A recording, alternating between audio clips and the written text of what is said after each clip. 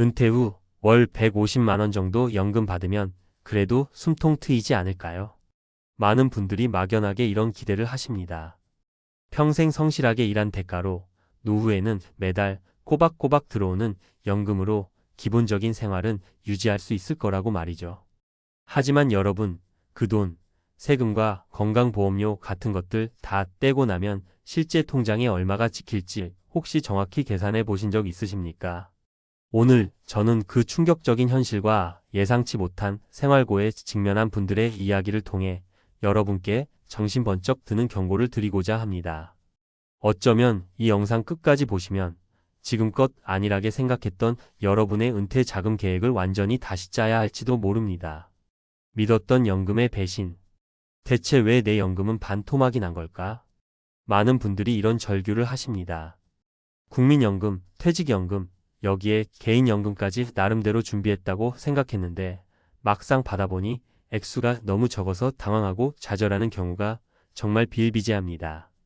특히 세전, 금액만 보고 안심했다가 실제 통장에 찍히는 세후, 실수령액을 보고 하늘이 무너지는 듯한 절망감을 느끼는 거죠. 오늘은 바로 이 연금 착시 현상, 이 불러온 비극적인 사례들을 여러분과 함께 집중적으로 파헤쳐 보겠습니다. 첫 번째 사례는 김철수 씨 62세 가명의 이야기입니다. 김철수 씨는 평생을 한 중소기업에서 정말 성실하게 일하며 국민연금과 퇴직연금을 꼬박꼬박 부었습니다. 은퇴 전 예상했던 연금 수령액은 월 160만 원 수준. 이 정도면 사랑하는 아내와 함께 소박하지만 안정적인 노후를 보낼 수 있으리라 굳게 믿었습니다. 퇴직하는 날 그는 그래, 이제 큰 욕심 없이 그동안 못했던 취미생활도 좀 하고 아내랑 여행도 다니면서 살면 충분할 거야. 라고 생각하며 홀가분한 마음으로 회사를 나섰습니다. 하지만 퇴직 후 첫 연금을 수령하던 날 김철수 씨는 자신의 통장에 찍힌 금액을 보고 눈을 의심하지 않을 수 없었습니다. 분명 예상했던 건 160만 원인데 실제로 입금된 금액은 세금과 건강보험료 등이 공제된 후 고작 87만 원 남짓이었던 겁니다. 순간 머릿속이 하얘졌다고 합니다. 이게 다라고? 뭔가 잘못된 거겠지. 몇 번을 다시 확인했지만 현실은 변하지 않았습니다. 여기서부터 그의 단란했던 은퇴 계획은 송두리째 흔들리기 시작했습니다. 엎친 데 덮친 격으로 월세, 관리비, 각종 공과금 같은 고정 지출은 퇴직 전과 비교해서 크게 줄어들지 않았습니다. 오히려 아내의 지병으로 병원을 찾는 횟수가 늘어나고 약값도 만만치 않게 들어가면서 생활비 압박은 날이 갈수록 커져만 갔습니다. 예전에는 가끔 하던 외식은커녕 마트에서 반찬거리 하나 사는 것조차 망설이게 되는 자신을 발견할 때마다 깊은 자괴감이 밀려왔다고 합니다. 결국 김철수 씨는 그동안 아껴 모아두었던 얼마 안 되는 목돈마저 빠르게 소진했고 극심한 생활고에 시달리게 되었습니다. 차마 자식들에게 손 벌리기는 미안해서 혼자 끙끙 앓다가 결국엔 60이 넘은 나이에 다시 경비 일자리를 알아보기 시작했습니다. 그는 제게 이렇게 말하더군요. 선생님, 제가 평생을 정말 열심히 살았습니다. 그런데 제 노후가 이렇게 될 줄은 정말 상상도 못했습니다. 내가 이렇게 살려고 그 고생을 했나 싶어요. 그분의 깊은 한숨과 떨리는 목소리에서 저는 씻을 수 없는 자존감의 상처를 느낄 수 있었습니다. 다음은 이영희 씨 58세 가명의 사연입니다. 이영희 씨는 안타깝게도 남편과 일찍 사별하고 홀로 작은 식당을 운영하며 억척같이 살아오셨습니다. 하지만 계속되는 과로로 건강에 적신호가 켜지면서 조금 이른 나이에 은퇴를 결심하게 되었습니다. 국민연금과 그동안 틈틈이 부어왔던 약간의 개인연금을 합쳐서 월 130만 원 정도를 예상했습니다. 그녀는 그래 이제 나 혼자니까 아끼고 또 아꼈으면 기본적인 생활은 어떻게든 되겠지 라며 큰 걱정 없이 은퇴 생활을 시작했습니다. 하지만 이영희 씨 역시 연금의 냉혹한 현실을 마주해야 했습니다. 막상 혼자 생활하며 연금을 받아보니 세금을 제하고 실제로 손에 쥔 돈은 약 75만 원이 전부였습니다. 서울 변두리의 작은 월세방, 빠듯한 식비, 각종 공과금 등을 내고 나면 정말 남는 것이 거의 없었습니다. 예전에는 가끔 친구들과 만나 점심 한 끼 나누는 것이 소소한 낙이었는데 이제는 그마저도 부담스러워 약속을 피하게 되었습니다. 자연스럽게 사람들과의 만남이 줄어들면서 마치 세상과 단절된 듯한 깊은 사회적 고립감을 느끼기 시작했습니다. 결국 이영희 씨는 그 좋아하던 뜨개질 같은 취미생활은 꿈도 꾸지 못하고 몸이 아파도 덜컥 겁부터 나서 병원 가기를 망설이는 지경에 이르렀습니다.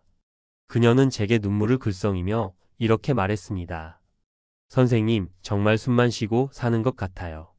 이렇게 살려고 그동안 아등바등했던 건 아닌데 연금만으로는 정말 최소한의 인간적인 품위조차 유지하기가 이렇게 어려울 줄은 몰랐어요. 그녀의 말 한마디 한마디에서 뼈저리게 느껴지는 절망감은 제 가슴을 무겁게 짓눌렀습니다. 도대체 왜 이런 안타까운 일들이 반복되는 걸까요?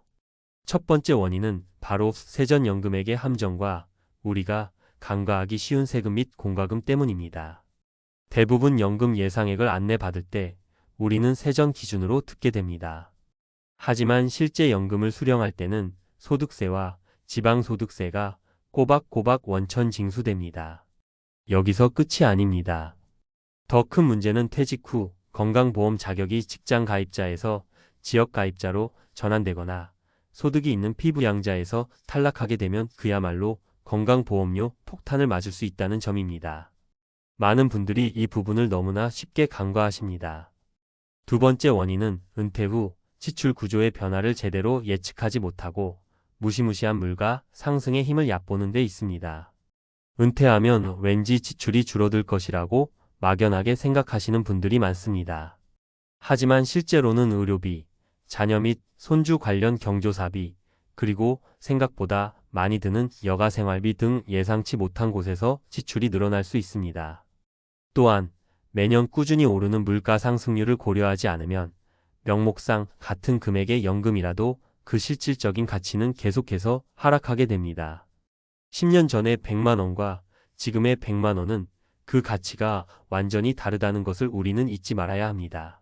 세 번째 원인은 바로 비상자금 및 추가 소득원의 부재입니다.